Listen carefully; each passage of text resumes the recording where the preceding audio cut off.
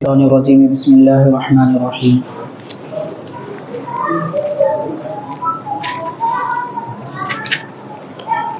الم تر الی الذین قیل لهم کفوا ایدیکم واقیموا الصلاة وآتوا الزکاة فلما کتب علیہم القتال اذا فریق منهم یخشون الناس کخشیۃ اللہ او اشد خشیۃ وقالوا ربنا لما كتبت علینا القتال لولا اخرتنا الى اجل قریب قل متاع الدنیا قلیل والآخرة خیر لمن اتقى ولا تظلمون فتیلا صدق اللہ العظیم وقال اللہ تعالی فی شأن حبیبہ ان اللہ وملائکتہ یصلون علی النبی یا ایہا الذین آمنوا صلوا علیہ وسلموا تسلیما اللہم صل علی سیدنا حبیبنا مولانا محمد وعلی آلہ وصحبہ افضل صلواتک وعدد معلوماتک وبارک وسلم۔ محترم حاضرین معزز سامعین السلام علیکم ورحمۃ اللہ وبرکاتہ۔ سورہ نساء کی آیت نمبر 77 سے تلاوت کی جا رہی ہے اور یہ 5ویں پارے کا 8واں رکوع ہے۔ اللہ تبارک و تعالیٰ یہ ارشاد فرما رہا ہے کہ اے نبی صلی اللہ علیہ وسلم کیا آپ نے ان لوگوں کو نہیں دیکھا جب ان سے کہا گیا کہ تم اپنے ہاتھوں کو روک لو اور نماز قائم کرو، زکوٰۃ دو، پھر جب ان پر دین کی ترقی کے لیے لڑائی اور جنگ فرض کر دی گئی تو ان میں سے ایک فریق یعنی ایک جماعت نے کہا، ایک جماعت لوگوں سے ڈرنے لگی، ایسے ڈرنے لگی جیسے کہ بندوں کو اللہ سے ڈرنا چاہیے، بلکہ اس سے بھی زیادہ ڈرنے لگی، اور ان لوگوں نے یہ کہا کہ اے ہمارے رب، دین کے دشمنوں سے جنگ و قتال ہم پر کیوں فرض کیا؟ اگر ہم کو مہلت دیتا کچھ قریب مدت تک تو ہمارے لیے سہولت ہوتی۔ اللہ تعالیٰ فرما رہے اے نبی صلی اللہ علیہ وسلم آپ ان سے فرما دیجئے کہ دنیا کی پونجی بہت مختصر ہے اور آخرت ہمیشہ رہنے والا گھر ہے، ان لوگوں کے لیے ہے جو متقی ہیں اور ان میں سے کسی پر بھی ظلم نہیں کیا جائے گا۔ 77ویں یہ آیت کریمہ سورہ نساء کی۔ اس آیت پاک میں یہ بتایا جا رہا ہے کہ ایمان والوں میں کچھ ایسے حضرات تھے جو ابھی نئے ایمان لائے تھے اور ان کو اپنی جان اور اپنے مال سے محبت تھی۔ ظاہر ہے کہ ایمان لاتے ہی ہر قسم کی عمدگی کمال اس زمانے میں ہو یا آج جلدی ہی پیدا نہیں ہوتا، تربیت دینی پڑتی ہے، دلوں کو سنوارنا ضروری ہوتا ہے، تو بالکل ابتدا کی بات تھی جب ان سے یہ کہا گیا کہ تم اللہ کی راہ میں نکل پڑو دین اسلام کے لیے اور حفاظت کے لیے اہل ایمان کی۔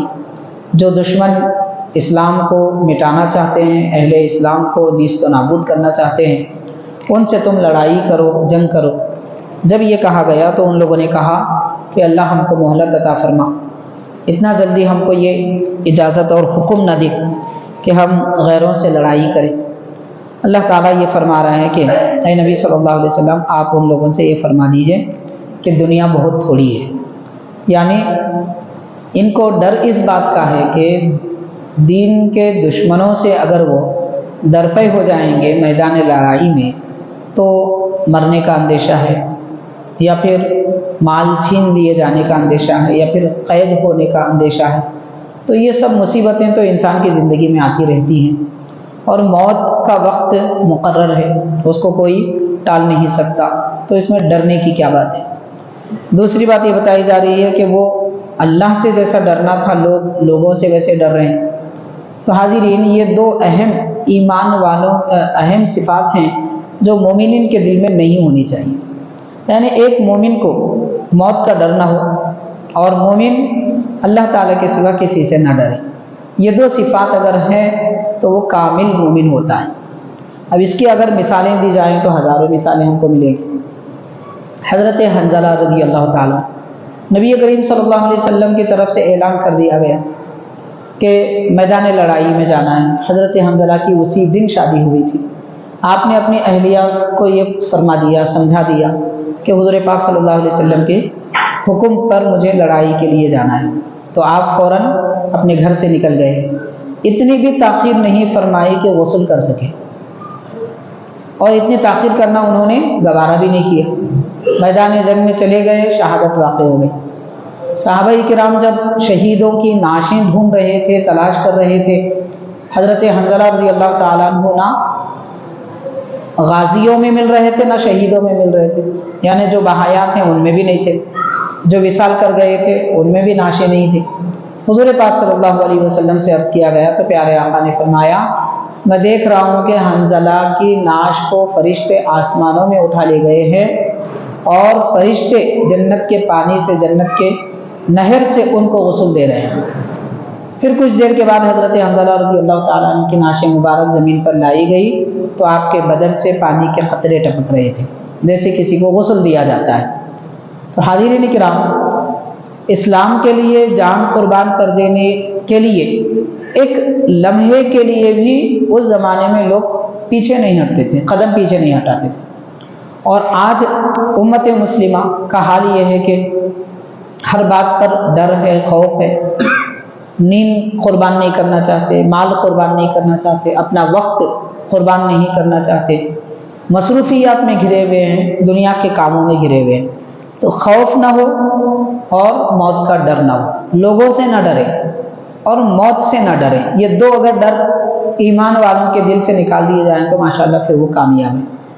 ایسی بہت ساری مثالیں ہم کو ملتی ہیں، جیسا کہ اس سے پہلے بھی ہم نے بعض تفسیر کی آیتوں کی پہلے پارے کی آیتوں کی تفسیر میں بیان کیا تھا کہ حاضرین شداد، فرعون، حامان ایسے ظالم بادشاہوں کے زمانے میں ایک خاتون کا ذکر ملتا ہے۔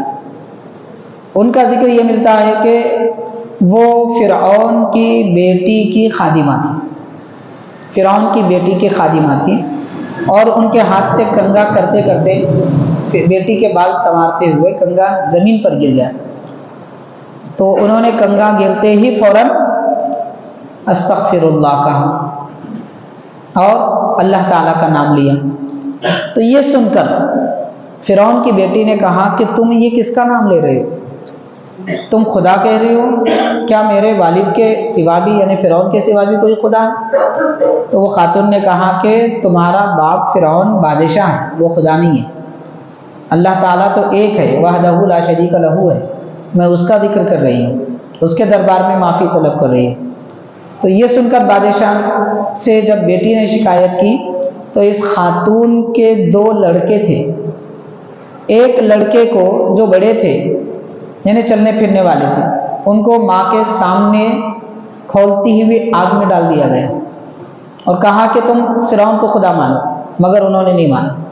اور چھوٹی ان کی ایک لڑکی تھی جو شیر خوار تھی، دودھ پینے والی بچی، تو اس عورت کے، خاتون کے سینے پر رکھ کر بچی کا گلا کاٹ دیا گیا، مگر انہوں نے زبان سے بھی نہیں کہا کہ میں فرعون کو خدا سمجھتی ہوں، معلوم نہیں، دل تو دل ہے، دل کا حال کیا بیان کریں، زبان سے بھی نہیں کہا۔ جبکہ عذر اور مجبوری کی صورت میں جب جان پہ بن آتی ہے تو یہ کہنے کی اجازت ہے، زبان سے کہہ سکتے ہیں اپنی جان بچانے کے لیے، لیکن دل میں اگر شک شبہ آ جائے تو پھر مومن نہیں رہتے۔ اس کو بھی انہوں نے وہ عزیمت جو رخصت جو دی گئی تھی، اس رخصت کو بھی اختیار نہیں کیا، چھوٹ دی گئی تھی مگر وہ چھوٹ کو بھی انہوں نے اختیار نہیں کہا کہ میں بس اللہ کو خدا مانتی ہوں، وہ رب ہے، وہ معبود ہے، اسی کی عبادت کی جاتی ہے۔ حتیٰ کہ آگ کا ایک کنگا بنایا گیا، چونکہ وہ کنگا کرنے والی خاتون تھی، سنوارنے والی تھی، تو آگ کا کنگا آگ میں دہکا کر ان کے سر پر پھرا دیا گیا۔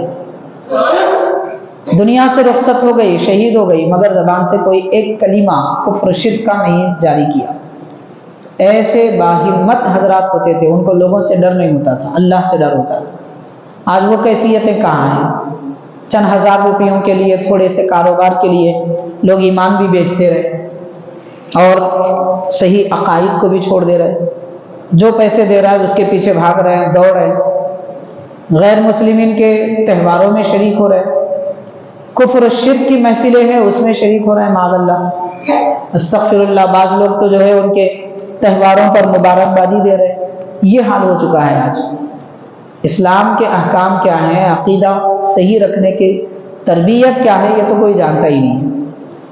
تو بہرحال حاضرین کرام، یہ دو خرابیاں جب سے مسلمانوں کے دل میں آئی تب سے وہ پست ہو گئے، ذلیل ہو گئے، رسوا ہو گئے۔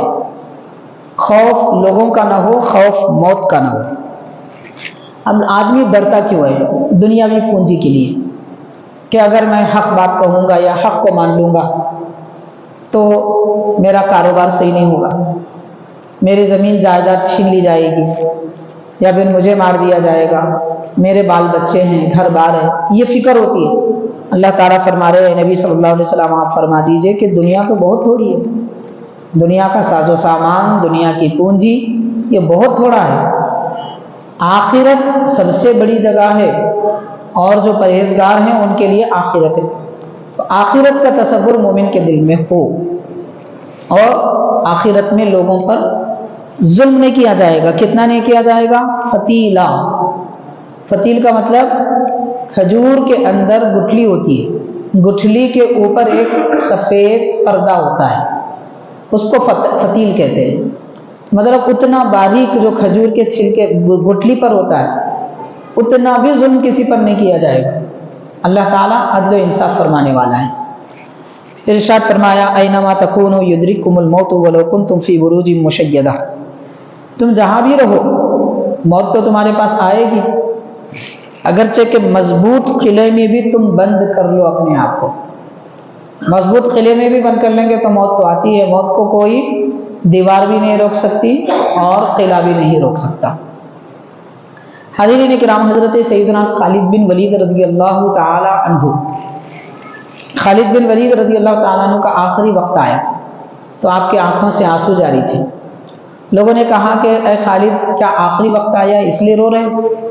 تو آپ نے فرمایا کہ میں اس لیے نہیں رو رہا ہوں کہ دنیا سے جا رہا ہوں، میں اس لیے رو رہا ہوں کہ میں اپنے بستر پہ دنیا سے جا رہا ہوں۔ زندگی بھر میری خواہش تھی کہ میدان جنگ میں مجھے شہادت کا درجہ ملے، لیکن وہ درجہ مجھے نہیں ملا، اس وجہ سے میں رو رہا ہوں۔ تو غور کیا جائے کہ ان کی تمنائیں کیسی ہوتی تھی۔ کہنے اور بولنے کا مطلب یہ ہے کہ یہ دور تو خیر ویسا دور نہیں ہے، اور نہ ہی اللہ تعالیٰ نے ہم پر اتنا زیادہ بار ڈالا ہے جو ہماری طبیعتوں سے اور ہمارے ایمان کی قوتوں سے بڑھ کے، جتنی قوت ہے اللہ تعالیٰ نے اتنا ہی ہم کو حکم دیا ہے۔ تو یہ ماحول کے اعتبار سے اگر دیکھا جائے تو کوئی جان قربان کرنے، گھر لٹانے کی ضرورت نہیں ہے اس وقت بس اتنی ضرورت ہے کہ عبادتیں وقت پر کی جائے، حرام کاریوں سے بچیں، کفر و شرک سے بچیں، ایمان کی حفاظت کریں، اپنے گھر بار کی طرف توجہ کریں، بال بچوں کو دیکھیں وہ کیا کر رہے ہیں، کہاں جا رہے ہیں، کس کے ساتھ اٹھتے بیٹھتے ہیں۔ ہم نے آزادی دی ہے اپنے بچوں کو، اتنی آزادی دی ہے کہ وہ غیروں کے ساتھ بھاگ رہے ہیں، ماں باپ کی مرضی کے خلاف اپنے رشتے طے کر رہے ہیں۔ یہ آزادی ہم نے دے رکھی ہے، اور یہ آزادی ایک ساتھ نہیں ملتی، بچپن سے آہستہ آہستہ یہ ماحول بنایا جا رہا تھا، اس کا ہمیں پتہ نہیں چلا، نادانستہ طور پر ایک ایسے منزل پر ہم آ چکے ہیں، یا تو گر جانا ہے یا مر جانا ہے، یہ کیفیت پیدا ہو چکی ہے۔ تو حاضرین کرام، تربیت یہ سب سے بڑی اہمیت والی بات ہے، اور صحبت اس کے بعد کا درجہ ہے۔ اچھی تربیت، صحیح صحبت، جب تک یہ ہماری نسلوں کو ملتی رہے گی تب تک وہ مسلمان رہیں گے۔ جب تربیت چھوڑ دیں گے اور بری صحبت ملے گی تب سے نسلیں ہماری ختم ہو گئی، مسلمان ختم ہو گئی۔ یہ بنیادی چیزیں ہیں۔ تو اللہ تبارک و تعالیٰ نے یہ فرمایا، موت تو کسی بھی وقت آنے والی ہے، کسی کو چھوڑنے والی نہیں ہے۔ ہم کو معلوم ہے شداد بادشاہ نے دنیا میں جنت بنائی تھی، دعویٰ کیا تھا، نبی اس زمانے کے فرمائے تھے کہ اللہ تعالیٰ کے پاس جنت ہے، تم ایمان لائیں گے تو جنت ملے گی۔ بادشاہ نے کہا میں بھی جنت بنا لوں گا۔ اب جنت کا مطلب کیا ہے ہم کو نہیں سمجھ میں آئے گا۔ آپ غور کیجئے، آج کل تو ماشاءاللہ ہر جگہ جہاں دیکھو نئی نئی ہوٹلیں، نئے نئے پارک بن رہے ہیں، ایسے ایسے شادی خانے یا پھر ایسے ایسے ہوٹلس ہیں جہاں جائیں گے آپ جو چاہیں مل جائے گا، یہ آرڈر کرے وہ مل گیا، وہ آرڈر کرے مل گیا۔ وہ تو اپنی جیب سے پیسے خرچ کر کے کر رہے ہیں۔ جنت ایسی دولت ہے کہ وہاں خواہش ادھر پوری نہیں ہوتی کہ وہ چیز مل جاتی ہے۔ حدیث شریف میں آتا ہے اگر کوئی خواہش کرے مجھے سیب ملے، فوراً سیب مل جاتا ہے، حتیٰ کہ اچک کر ٹہنی سے توڑنے کی بھی ضرورت نہیں ہے۔ جب بندہ ارادہ کرے تو ٹہنی خود بخود جھک جاتی ہے، اتنا قریب آ جاتی ہے یہ کیفیت۔ پھر ایک مرتبہ جو ایک پھل کھا لیے اگلی بار دوبارہ وہی پھل کھانا چاہیں گے تو اس کی رنگت بھی الگ ہوگی، اس کا مزہ بھی الگ ہوگا، نام وہی ہوگا، سیب تو سیب ہی ہوگا، انار انار ہی ہوگا، مگر ہر وقت نیا مزہ ہوگا، نیا لطف ہوگا۔ ایسی جنتیں، تو ان جنتوں کی طرف کوئی توجہ نہیں ہے، یہ دنیا کی لوٹنے والی دنیا میں لوگ جو ہے پھنسے ہوئے ہیں اور موت سے ڈر رہے ہیں۔ تو شداد نے جنت بنائی تھی، لیکن ہوا کیا؟ جب اس نے اپنی جنت بنانے کے بعد اس میں قدم رکھا، ایک قدم اندر تھا ایک باہر تھا، اللہ تعالیٰ نے اسرائیل علیہ السلام کو حکم فرمایا اس کی روح نکال دو۔ اس وقت حضرت اسرائیل علیہ السلام کو بھی رحم آئے، وہ کسی پہ مہربانی نہیں کرتے حضرت اسرائیل علیہ السلام، اور جب سے رب نے ان کو بنایا ہے وہ کبھی ہنسے ہی نہیں۔ حتیٰ کہ معراج کی رات حضور نبی کریم صلی اللہ علیہ وسلم جب تشریف لے گئے سامنے سے تو کچھ دیر کے لیے کھڑے ہو گئے، بس اتنا مصروف تھے کہ حضور سامنے تشریف لا کر کھڑے ہوئے تو انہوں نے دیکھا بھی نہیں، اتنی مصروفیت تھی۔ جبرائیل علیہ السلام نے فرمایا کہ اسرائیل پتہ بھی ہے کون ہے، تب ان کو احساس ہوا، فوراً کھڑے ہو گئے جب استقبال میں حضور پاک صلی اللہ علیہ وسلم کے۔ تو ایسی مصروف ترین شخصیت اور ایسے جلال اور غصے والے، لیکن کہہ رہے ہیں کہ اس وقت بھی مجھے مہربانی آئی، میں نے عرض کیا پروردگار اتنی بڑی جنت اس نے بنایا تھا، دیکھ تو لیتا۔ رب نے فرمایا اسرائیل ہمارا یہی فیصلہ ہے، موت آ گئی، ایک قدم آگے بڑھا نہ سکا، ایک قدم پیچھے نہیں کر سکا۔ تو جو جنت کے خود دعوے کرتا تھا وہ جنت میں خود جا نہ سکا، دیکھنا تو بڑی بات ہے۔ یہ اللہ تعالیٰ کے فیصلے ہیں، تو موت تو کبھی بھی آتی ہے، اس کو کوئی روک نہیں سکتا۔ قرآن مجید نے کہا اذا جاء اجلهم لا يستأخرون ساعة ولا يستقدمون، جب لوگوں کا وقت اخیر آتا ہے نہ وہ آگے بڑھ سکتے ہیں نہ پیچھے ہٹ سکتے ہیں۔ تو بہرحال حاضرین کرام، اللہ تبارک و تعالیٰ یہ فرما رہا ہے کہ تم مضبوط قلعوں میں بھی اپنے آپ کو بند کر کے رکھو گے، موت تو برابر آئے گی۔ حاضرین کرام، اس میں نصیحت ہے ان لوگوں کے لیے جنہوں نے بیماریوں کے ڈر سے دین اور شریعت کو بدل دیا تھا۔ وقت آیا تھا ایک دین اور شریعت کو بدل دیا، کیا کر دیے؟ الکوہل کی چیزیں استعمال کرنے لگے، مسجد میں سینیٹائز کرنے لگے، اور چہرہ ڈھانپ کر چھپا کر رکھنے لگے، مسجد میں نماز کے لیے بنائی جانے والی صفوں میں دراڑیں پیدا کرنے لگے، بلکہ مسجدوں کو بھی بند کر دیے، صرف اس ڈر سے کہ موت، بیماری آئے گی، بیماری سے آدمی مر جائے گا، موت کے ڈر سے مسجد بند، موت کے ڈر سے صفیں توڑے، موت کے ڈر سے شراب کی اثر انداز چیزیں مسجد میں استعمال کر رہے ہیں۔ یعنی وضو پر یقین نہیں ہے، وضو میں ہاتھ دھونے سے کتنے جراثیم کیوں نہ ہو چلے جاتے ہیں، اس پر تو یقین نہیں تھا، مگر سینیٹائز پہ یقین تھا، انسان کی بنائی ہوئی دوا پر یقین تھا، لیکن اللہ تعالیٰ کے دیے گئے وضو پر یقین نہیں تھا۔ یہ کیا ہے؟ یہ ڈر تھا، ڈر، موت کا ڈر، لوگوں کا ڈر، یہی ڈر انسان کو ڈبو دیتا ہے۔ تو رب تعالیٰ فرما رہا ہے تم مضبوط قلعے میں بھی بند ہو جاؤ، موت تو چھوڑنے والی نہیں ہے، وہ تو کہیں بھی آئے گی۔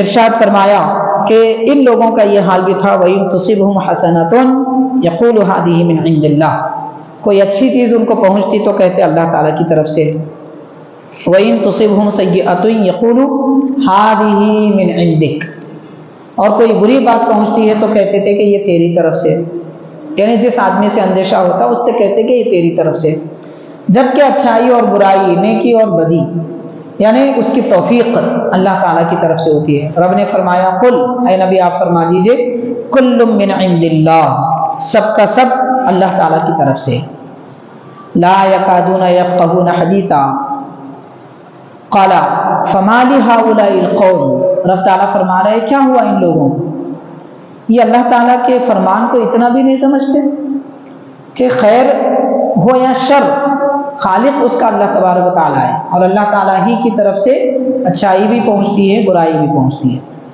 مطلب اس میں بتایا یہ جا رہا ہے کہ اگر کوئی مصیبت آ جائے تو یہ نہ سمجھے کہ شاید اس کی طرف سے یہ ہو گیا، جیسے اس دور میں لوگوں کو منحوس سمجھنے کی عادت ہے کہ اگر کچھ نقصان ہو جائے تو کہہ دیتے ہیں میں نے فلاں آدمی کی آج صورت دیکھا تھا، آج اس سے ملاقات ہو گئی تھی، اس سے جب بھی ملاقات ہوئی کچھ نہ کچھ نقصان ہوا۔ اس طرح کے بدگمانیاں، توہم پرستی لوگوں کے دل میں پائے جاتے ہیں، یہ سب کچھ نہیں ہے، اللہ تعالیٰ کی طرف سے مصیبت بھی آتی ہے تو اللہ کی طرف سے، رحمت بھی آتی ہے تو اللہ تعالیٰ کی طرف سے۔ یہ ایمان کامل بندوں کا ہونا چاہیے۔ اور فرمایا ما اصابک من حسنۃ فمن اللہ، کہ جو اچھائی تم کو پہنچتی ہے وہ اللہ تعالیٰ کی طرف سے ہے۔ وما اصابک من سیئۃ فمن نفسک، اور جو گناہ یا برائی تم کرتے ہو یہ تم اپنی طرف سے کرتے ہو، یعنی خود ہمارے سے بھی کوئی نیکی ہو جائے تو وہ اللہ کی توفیق سے، اور ہم سے کوئی گناہ ہو جائے تو وہ ہمارے نفس کی خباثت کی وجہ سے، ہمارے نفس کی خواہش کی وجہ سے۔ اللہ تعالیٰ نہیں چاہتا، پسند نہیں فرماتا کہ بندہ گناہ کرے، پسند نہیں فرماتا، لیکن اللہ تعالیٰ کی چاہت کے بغیر کوئی گناہ کر بھی نہیں سکتا۔ اور بات ہے، چاہت میں اور خوشی میں، رضامندی میں، دونوں میں فرق ہے۔ چاہنا اور ہے، رضامندی اور ہے، دونوں میں فرق ہے۔ اس کو کیسے سمجھیں گے آپ؟ میں ایک مثال دینا چاہوں گا۔ مان لیجئے کہ اگر کوئی کلاس چل رہی ہے اسکول میں، لوگ طلباء میں سے کوئی ایک پوچھے کہ مجھے اجازت دیجیے میں جانا چاہتا ہوں، استاذ کہے کہ تدریس اور درس کے وقت میں جانے کی اجازت نہیں ہے، تمہارا نقصان ہو جائے گا، تم گھاٹے میں رہو گے، سبق چھوٹ جائے گا، لیکن تمہاری مرضی، تم جانا چاہو تو جا سکتے ہو۔ تو اس کے بعد بھی اگر کوئی اسٹوڈنٹ چلا جائے تو اس کو جانے کی اجازت، یعنی استاذ کی مرضی ہے کہ وہ جائے، لیکن استاذ اس کے جانے سے خوش نہیں ہے، تو یہ دونوں میں فرق ہے۔ اگر استاذ کی مرضی نہ ہوتی تو وہ جا ہی نہیں سکتا، مرضی تو ہے مگر خوشی نہیں ہے۔ اللہ تبارک و تعالیٰ بھی اپنے بندوں کے گناہوں سے راضی نہیں ہے۔ رب نہیں چاہتا کہ بندے گناہ کریں، لیکن بندے کرنا چاہتے ہیں تو رب چھوٹ دے دیتا ہے، اختیار دے دیتا ہے، تمہاری مرضی، کرنا چاہو تو کر لو، مگر سزا تو ملے گی، نقصان تو اٹھاؤ گے۔ یہ فرق ہے تقدیر میں، رضامندی اور چاہت میں۔ تو چاہت الگ چیز ہے، رضامندی الگ چیز ہے۔ اللہ تعالیٰ گناہ سے راضی نہیں ہے، مگر اللہ تعالیٰ جب تک نہ چاہے نہ کوئی نیکی کر سکتا ہے، نہ کوئی گناہ کر سکتا ہے۔ یہ عقیدہ ہے تقدیر کا، اس کو اچھی طرح یاد رکھنا چاہیے۔ تو رب تبارک و تعالیٰ نے فرمایا جو بھی برائی ہے وہ تمہارے نفس کی طرف سے۔ وَأَرْسَلْنَاكَ لِلنَّاسِ رَسُولًا، اے نبی صلی اللہ علیہ وسلم ہم نے آپ کو لوگوں کے لیے رسول بنا کر بھیجا ہے۔ وَكَفَى بِاللَّهِ شَهِيدًا، اور اللہ تعالیٰ ہی کافی ہے گواہ کے طور پر، یعنی اللہ تعالیٰ جانتا ہے تمہارے دل میں کیا ہے، تم چاہتے ہو یا نہیں چاہتے ہو، برائی کر رہے ہو یا نہیں کرنا چاہتے ہو، یہ سب اللہ تعالیٰ جانتا ہے۔ حاضرین کرام، حضور نبی کریم صلی اللہ علیہ وسلم کے صحابہ کرام کا حال کیا تھا؟ ان کا حال یہ تھا کہ اللہ تعالیٰ کی طرف سے وہ یہ جانتے تھے کہ جو بھی مصیبت آتی ہے اللہ تعالیٰ کی طرف سے آتی ہے، مصیبت کو وہ رب کی طرف سے جانتے تھے۔ تو ان کا حال کیسا تھا؟ حضرت ابوبکر صدیق رضی اللہ تعالیٰ عنہ کے متعلق بتایا جاتا ہے کہ سیدنا صدیق اکبر رضی اللہ تعالیٰ عنہ کو تقریباً 7 سال تک ایک مرض لاحق تھا۔ 7 سال تک آپ کو دانت میں درد تھا، لیکن آپ نے کبھی کسی کو بتایا ہی نہیں۔ دانت کا درد 7 سال تک کسی کو نہیں بتایا۔ اب غور کیجیے کتنا اپنا درد چھپاتے تھے یہ لوگ، اور آج ہم ہر بات پہ شکایت کرتے ہیں۔ کچھ ہوا دوسروں کو بول دیے، دوستوں احباب کو بول دیے، اعلان کر دیے، عجیب سا معاملہ چل رہا ہے۔ تھوڑی سی کسی کو تکلیف ہو گئی، اب شروع ہو گیا، وہ فلاں سے کرو، ان کو میسج کر دو، ان کو میسج کر دو، ان کو بتا دو، ان کو بتا دو۔ اب بہانہ کیا ہوتا ہے؟ لوگ دعا کریں گے، دعا کریں گے اور بات ہے، مگر اللہ تعالیٰ نے جو درد دیا ہے اسے چھپانا چاہیے۔ یہ بہت اعلیٰ مقام ہے اور ہر بندہ اس پہ عمل کر سکتا ہے، کوئی دشوار بھی نہیں ہے۔ صدیق اکبر رضی اللہ تعالیٰ عنہ کے دانت میں درد تھا، 7 سال تک کسی کو نہیں بتایا۔ حضرت جبریل علیہ السلام حضور پاک صلی اللہ علیہ وسلم کی خدمت میں آئے۔ تفسیر روح البیان میں لکھا جاتا ہے، آ کر عرض کرنے لگے کہ یا رسول اللہ صلی اللہ علیہ وسلم، آپ کو معلوم بھی ہے، حضور آپ جانتے ہیں کہ آپ کے ساتھی، آپ کے خلیفہ حضرت ابو بکر رضی اللہ تعالیٰ عنہ کس حال میں ہے؟ پھر بتایا کہ 7 سال سے دانت کے درد میں، اس کی شدت کی تکلیف میں مبتلا ہے۔ نبی کریم صلی اللہ علیہ وسلم نے فرمایا لما لم تذکر یا ابا بکر، اے ابو بکر آپ نے ہم کو کیوں نہیں بتایا؟ بتا دیتے کہ یہ درد ہے۔ تو عرض کرتے ہیں کیف اشکو، حضور میں کیسے شکایت کروں، مما جاء من الحبیب، اس درد کی شکایت کیسے کروں جو درد مجھے میرے محبوب نے دیا ہے، اللہ تبارک و تعالیٰ نے۔ یعنی رب سے محبت اتنی کامل ہے کہ درد بھی ہوتا ہے، تکلیف بھی ہوتی ہے، دینے والا تو پروردگار ہے، اس میں کوئی شک کی بات نہیں ہے۔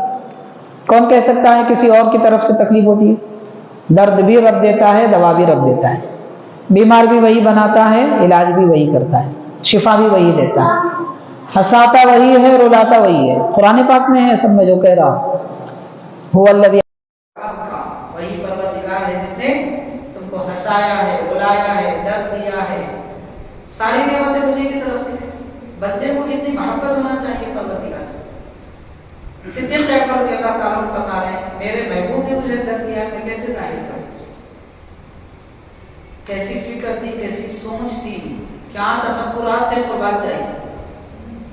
حاضرین کرام، حضرت صدیق اکبر رضی اللہ تعالیٰ عنہ آخری وقت میں جب درد و تکلیف میں مبتلا تھے، بعض صحابہ کرام آئے اور کہنے لگے آپ بیمار ہیں، کیا میں طبیب کو بلاؤں؟ تو فرماتے ہیں کہ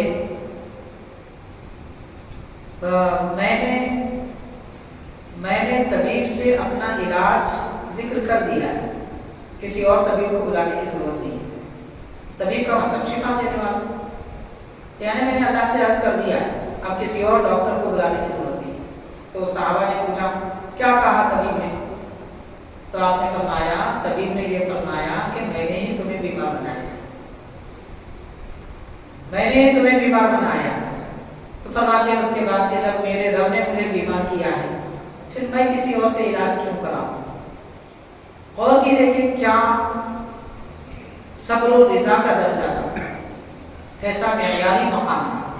بہرحال حاضرین کرام، نعمت ہو وہ بھی اللہ کی طرف سے، رنج اور تکلیف ہو وہ بھی اللہ تعالیٰ کی طرف سے۔ حضرت سیدنا خواجہ معین الدین چشتی غریب نواز علیہ رحمۃ و رضوان کے خلیفہ ہیں، حضرت خواجہ قطب الدین بختیار کاکی رحمۃ اللہ علیہ۔ آپ کے متعلق لکھا جاتا ہے کہ 3 دن تک گھر میں بھوک اور پیاس تھی، گھر میں چولہا نہیں جلا تھا 3 دن تک۔ بال بچوں کو فرما دیے تھے کسی کو نہیں بتانا، لیکن بادشاہ سے آپ کی بڑی محبت تھی، بادشاہ آپ کو بہت چاہتا تھا۔ کسی کام سے حضرت بختیار کاکی رحمۃ اللہ علیہ کے صاحبزادے بادشاہ کے بیٹے سے ملاقات کی کسی غرض سے، تو بیٹے نے دیکھ کر پہچانا، شمس الدین التمش اس وقت بادشاہ تھے، بیٹے نے دیکھ کر پہچانا کہ بھوکے پیاسے نظر آ رہے ہیں۔ پوچھا کہ کیا بات ہے، ہم کچھ کھائے پیے نہیں؟ تو ان کی زبان سے نکل گیا 3 دن سے ہمارے گھر میں فاقہ ہے۔ تو فوراً بیٹا اپنے والد کے پاس گئے اور کہنے لگے آپ کیا چاہتے ہیں حضرت بختیار کاکی رحمۃ اللہ علیہ؟ ان کے گھر میں فاقہ ہے اور آپ کو پتا بھی نہیں ہے، آپ کیسے ان کے چہیتے ہیں، چاہنے والے ہیں؟ تو بادشاہ نے فوراً تحفے، تحائف، غذائیں، کھانے دروازے پہ بھیج دیے۔ آپ نے دروازہ کھولا تو دیکھا کہ کھانے کے طبق سامنے رکھے گئے، تو فوراً زبان سے نکلا کہ اللہ تو نے مجھے بھوکا رکھا، میں نے کسی کو نہیں بتایا، یہ میرے اور تیرے درمیان کا راز تھا، اور اس راز کو جس نے فاش کیا پروردگار اس کی کمر کی ہڈی توڑ دے، من کا توڑ دے۔ یہ کہنا تھا حضرت کے صاحبزادے جو وہاں گھر میں موجود تھے اسی وقت انتقال کر گئے، ہڈی ٹوٹنے کی آواز آئی اور فوراً انتقال کر گئے۔ جنازے کا اہتمام کیا، ایک آنسو نے بہائے، تدفین عمل میں آئی۔ تو ایسے فاقہ کش اکابر اور بزرگان دین تھے، غم میں، فاقے میں، درد میں مبتلا رہ کر بھی شکایتیں نہیں کرتے تھے، اور یہ اصل ایمان ہے۔ اور بندگی اسی کو کہتے ہیں، ہم اللہ کے بندے ہیں تو کیسے بندے ہیں؟ اپنے مولا کی شکایتیں لوگوں کے سامنے کریں گے، دیکھو رب نے مجھے درد دیا، میرا ہاتھ توڑ دیا، مجھے بیمار بنا دیا، میرا مال لٹ گیا، میں کاروبار میں نقصان اٹھایا، کس سے کہہ رہے ہیں؟ کس کو سنانا ہے؟ سارے غم درد بھی وہی دیتا ہے، نعمتیں اور احسان بھی وہی فرماتا ہے، اس پروردگار سے مانگے۔ کسی سے شکایت کرنے کی نوبت نہیں آئے. تو فرمایا اللہ تعالیٰ نے جو بھی اچھائی ملتی ہے وہ ہماری طرف سے، اور جو بھی تم کو تکلیف ہوتی ہے وہ بھی ہماری طرف سے. حاضرین کرام، ماہ جمادی الاخری کا آج انشاءاللہ اختتام آخری دن ہے. ہو سکتا ہے کہ چاند نظر آیا ہو تو اگلا دن ماہ رجب کا ہے. رجب کے متعلق بڑی فضیلتیں آئی ہیں. حضور پاک صلی اللہ علیہ وسلم نے اس مہینے کو اللہ کا مہینہ فرمایا. اس مہینے میں روزے رکھنے اور نمازیں پڑھنے کی بڑی فضیلتیں آئی. حدیث پاک میں آتا ہے، حضرت سیدنا عبد القادر جیلانی پیرانی پیر غوث اعظم دستگیر رضی اللہ تعالیٰ عنہ اپنی کتاب میں تحریر فرماتے ہیں، حضور نبی کریم صلی اللہ علیہ وسلم نے ارشاد فرمایا ماہ رجب میں اگر کوئی ایک روزہ رکھے اللہ تبارک و تعالیٰ اسے اپنی بڑی رضا خوشنودی عطا فرمائے گا، رضوان اکبر اور جنت الفردوس میں اعلیٰ مقام عطا فرمائے گا. 2 اگر روزے رکھے اگر کوئی رجب میں، اللہ تبارک و تعالیٰ اسے 2 ضعف عطا فرمائے گا. حضور سے عرض کیا گیا وہ ضعف کا معنی کیا ہے؟ تو فرمایا دنیا میں جتنے پہاڑ ہیں سارے پہاڑوں کا ایک ضعف ثواب ہے. پہاڑوں کی مقدار میں پوری دنیا کے زمین پر جتنے پہاڑ ہیں وہ سب پہاڑوں کے برابر ثواب کو ایک ضعف کہتے ہیں. اور ایسے 2 روزے رکھنے والے کو دگنا ضعف عطا فرمایا جائے گا. ساری زمین کے پہاڑوں کے مقدار میں ثواب. صرف 2 روزے. 3 روزے اگر کوئی رکھے، اور کوئی بڑی فضیلتیں ہیں کہ 3 روزے جو رکھے اللہ تبارک و تعالیٰ اس روزے دار اور جہنم کے درمیان میں ایک بڑی خندق بنائے گا. اس خندق کی جو چوڑائی ہوگی 1 سال تک بھی کوئی چلتا رہے تو اس کی مسافت پوری نہ کر سکے گا. اتنا بڑا اور اتنی بڑی خندق اللہ تعالیٰ دوزخ کے اور اس بندے کے درمیان میں بنائے گا جو رجب میں 3 روزے رکھتے ہیں. یہ روزوں کی فضیلت ہے ماہ رجب میں، تو اس کا اہتمام کرنا چاہیے. اور دوسرا، ماہ رجب کی جو پہلی جمعرات آتی ہے، جمعرات کی رات، ماہ رجب کی جمعرات کی پہلی جمعرات کی رات، یعنی آنے والے چہارشنبے کے بعد والی رات اور جمعرات سے پہلے والی رات، چہارشنبے کے دن کے بعد والی رات، اس رات کی بڑی فضیلت آئی. حضرت یوسف شریف رحمۃ اللہ علیہ نامبلی میں جن کا مزار ہے، ان کے پیر و مرشد حضرت کلیم الدین جہاں آبادی رحمۃ اللہ علیہ جن کا مزار مبارک دہلی میں موجود ہے، حضرت نے اپنی کتاب کشکول کلیمی میں تحریر فرمایا اور دین اسلام کے بڑے محدث اور شارح گزرے، 400 سال قدیم گزرے. حضرت ملا علی قاری رحمۃ اللہ علیہ نے اپنی کتاب میں لکھا ہے الادب فی رجب، اس کتاب میں صفحہ 44 پر، اور حضرت جہاں آبادی رحمۃ اللہ علیہ نے اپنی کتاب مرقع کلیمی کے صفحہ 25 میں لکھا ہے کہ ماہ رجب کی پہلی جمعرات کی رات میں اگر کوئی 12 رکعت نماز ادا کرے، ہر رکعت میں ہر 2 رکعت پر سلام پھیرے اور ہر رکعت میں سورہ فاتحہ کے بعد 3 مرتبہ سورہ قدر، 3 مرتبہ سورہ تین پڑھے اور پھر 3 مرتبہ سورہ اخلاص پڑھے. ہر رکعت میں سورہ قدر، انا انزلناہ فی لیلۃ القدر، والتین والزیتون اور قل ھو اللہ احد، 3 مرتبہ یہ 3 سورہ ہر رکعت میں پڑھے. اور جب نماز مکمل ہو جائے تو 70 مرتبہ یہ درود شریف پڑھے، اللہم صلی علی سیدنا محمد النبی الامی وعلی آلہ واصحابہ، اس کو 70 بار پڑھے. اور پھر سبوح قدوس ربنا ورب الملائکۃ والروح، یہ بھی 70 مرتبہ نماز کے بعد پڑھے.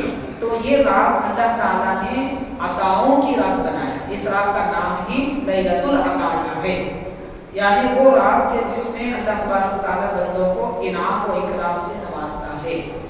تو اس بندے کو اس رات میں بے شمار انعام و اکرام اللہ تعالیٰ کی طرف سے ملیں گے جو ماہ رجب کی پہلی جمعرات کی رات میں یہ نماز پڑھتا ہے. تو اس نماز کا بھی اہتمام کریں. اور روزے کم از کم 7 روزوں کی فضیلتیں آئی ہیں، تسلسل کے ساتھ یا علیحدہ جیسا بھی رکھیں. 7 روزوں کی فضیلتیں ہیں تو 7 روزے بھی رکھیں اور باقی یہ 12 رکعت نماز بھی پڑھیں. انشاءاللہ تعالیٰ برکتیں ہوں گی، اللہ تعالیٰ کی طرف سے بڑی نعمتیں ملیں گی. خالق کائنات ہم سب کو ایک توفیق عطا فرمائے. قرآن پاک کی معنی و مفاہیم اور مطالب سمجھنے، اس پر عمل کرنا ہمارے لیے آسان فرما دے. ایمان میں ہماری تازگی عطا فرمائے. تمام مہینوں کی برکتوں سے ہمیں مالا مال فرمائے. صلی اللہ تعالی وسلم علی